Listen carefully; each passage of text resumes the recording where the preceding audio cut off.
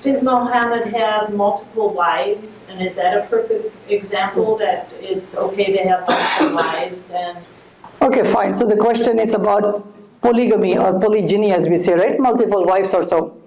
It's important for us to know that before Islam was reintroduced in Arabia in the 7th century, people used to have unrestricted polygyny.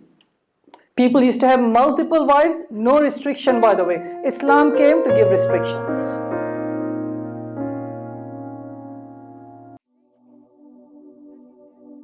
Ustadz Sabel Ahmed ditanya jemaat non-muslim kenapa Nabi Muhammad memiliki istri lebih dari satu alias berpoligami. Bukankah ini merendahkan wanita?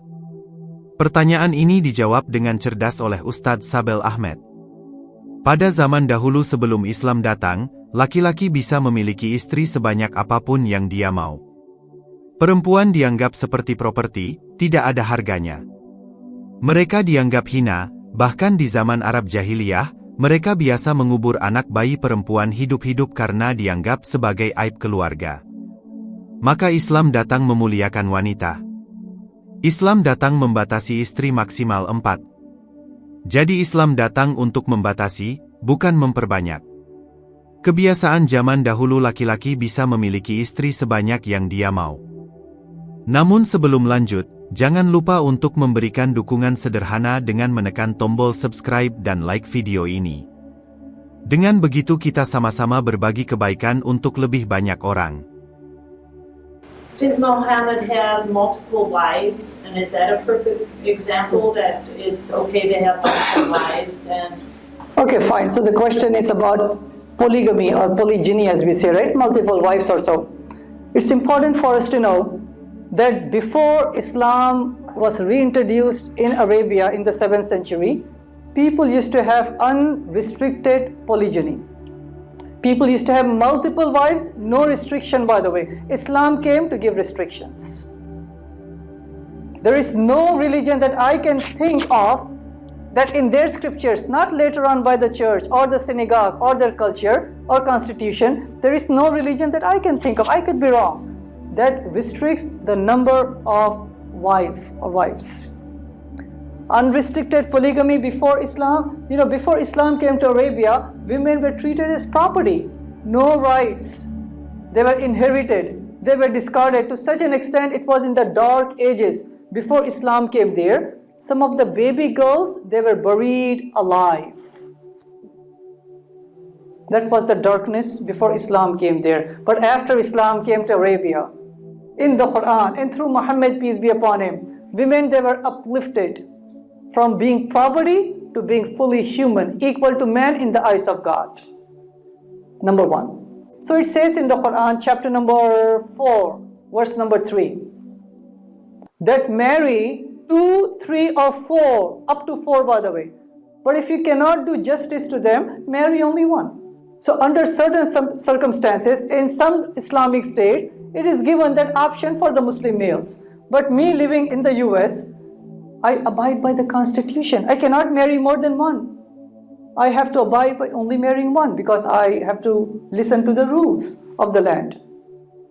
So it's really important, even if a man marries more than one, they have to be treating equally to every single wife up to 4.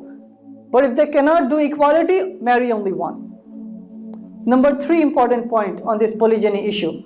Polygamy is not introduced by Islam.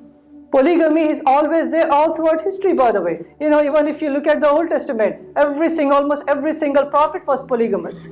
The greatest prophet of the Old Testament was Moses. Did he marry only to one? More than one. Abraham, many. King Solomon, it says in 1 Kings chapter 11, verse number 1, 2 and 3, he had 700 wives.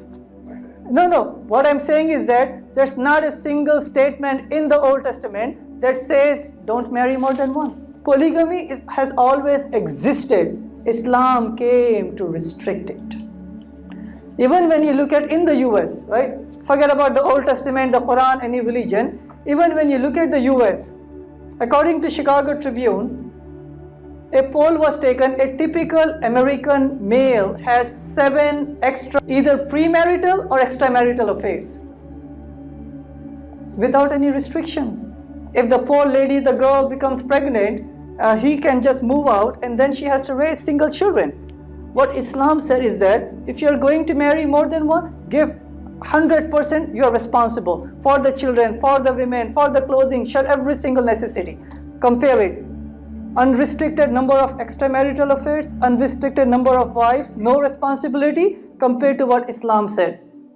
100% responsibility. If you cannot do justice, marry only one.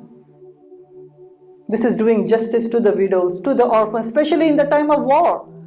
When a lot of males are killed, there's a surplus of women. Who's going to marry them? If every single person, we need the warmth of a home, of a spouse, of children. We can give as much money, social security money and food stamps. That's still not family, by the way.